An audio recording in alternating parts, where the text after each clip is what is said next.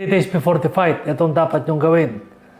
Tuloy pa rin ang pagkain ng mga manok na hinanda ninyo ng winning line at saka ready to fight. Now, yung tubig nila 3 days before the fight ay hinahaluan natin ng electrolytes. Ito yung selectrogen natin.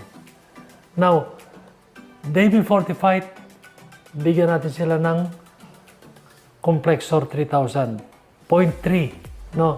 Now, all the time, ay every week nagbibigay ka dapat ng B50. Now, preferably 3 days before the fight, bigyan nyo sila ng B50. Now, eto na. Dadali na natin sa sabungan yung manok.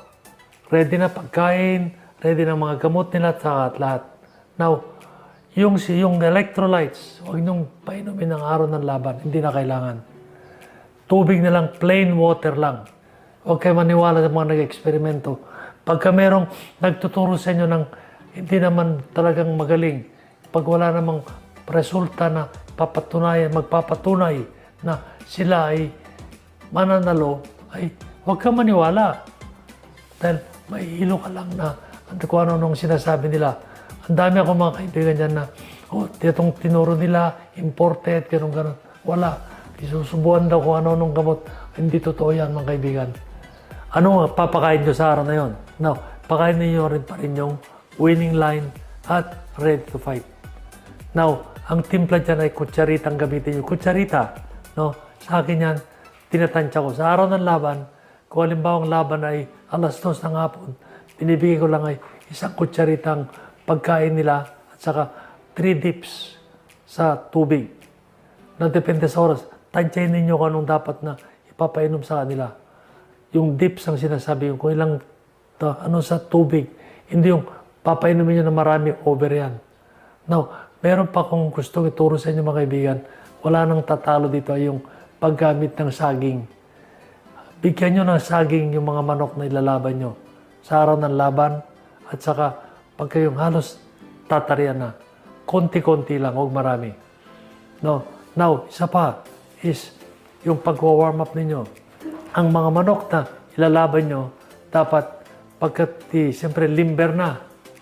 Now, huwag nyo masyadong pagurin na pagka nililimber. Huwag yung pakaskas siya, nag-warm up pa lang kayo, tapos patukat lahat, hindi. Tama lang na kising na sila, relax na sila, tapos ikaig nyo minsan at saka kaskas ninyo yung mga manok. Tapos ito ngayon, laban na, tatarian na. Pag tatarian, tingnan nyo, mana na rin nyo ay talaga marunong at maganda mga gamit ninyo. Now, at saka, pagdating doon sa ruweda na, yung sa tarian, tingnan nyo na ang manok nyo ay composed, hindi malikot, parang nervyos o kaya hinihingal. Pag hinihingal ang manok mo, ibig sabihin nun, hindi magandang preparasyon yan. Kailangan yan, pag hinihingal, tingnan nyo na hindi mainit yung lugar na pagpapatarian ninyo. Now, ang gawin nyo pagkatapos yan ay, pagka hinihingal nyo na manok nyo bago tarian, ipadip nyo, painumin nyo ng isang dip lang ng tubig.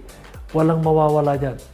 So, maganda kasi parang tayo bago ka mag-basketball, ay kailangan uminom ka ng konti. Konti, hindi marami, konti lang. Tama lang. 1 dip or 2 dip. 1 dip lang ang pinaka